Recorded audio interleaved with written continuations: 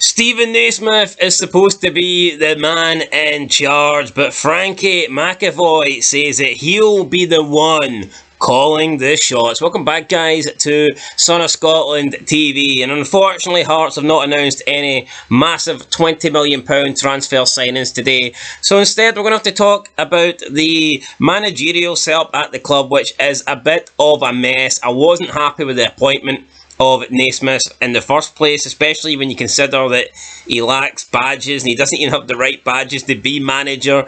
So he's not the head coach, even though he is the head coach technically, but he's not been appointed the position of head coach because he isn't allowed to, as he doesn't have UEFA badges. To me, the whole thing is a mess, but we've been led to believe that Naismith is the one in charge. However, that looks like it might not be the case, because Frankie Mcavoy, the former Preston boss, came out and he said differently today when talking about the trio that is himself, Stephen Naismith and Gordon Forrest. When speaking about this, he says, and I quote, "I'm calling the shots regarding the whole Naismith debacle as manager." Now, this to me comes as a surprise because we were led to believe that Naismith was the one in charge. Naismith was the manager, the coach, the head man. The only difference is he didn't have that title, but according to McAfee, that is not the case. Now, McAfee also says that, quote, "We do what we do. We work collaboratively together, the three of us. We'll discuss the team, how we think we'll play, but ultimately I'll make the final decision on who is going to start. If there is any difference, I'll call the end shot in terms of team selection." Is Stephen happy with that? Of course he is. He has told me that, so hopefully he is.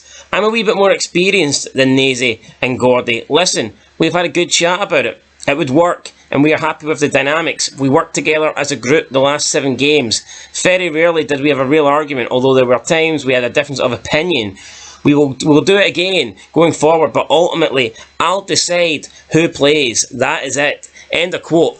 Alright guys, so there you go, Frankie Mcavoy here, laying the smack down, basically saying, look, I'm the one in charge, I'm the one who's got the title of manager, and I'm the one that will call the shots, and if it comes down to a tie, if it comes down to a disagreement, then my decision will overrule Forrest, and my decision will overrule Naismith. And he picked up on the point that it worked in the last 7 games, and that they never had an argument. But I would argue, did it work? Because I don't think it did. You looked over the last 7 games, there was that really good performance against Ross County. There was a good 40-minute performance against Celtic until we went down to 10 men. Other than that, though, did this work? I mean, I'm not convinced. I'm not sure where he thinks it worked. The last 7 games, we were okay, but we were not great. Just because they didn't have an argument, that doesn't mean it's a successful partnership. That doesn't mean this trio is destined for success. So, yeah, I'm a little bit surprised that this quote here, that he thinks that because they didn't have an argument, that it's going to be a match made in heaven, and he is basing it off the last 7 games.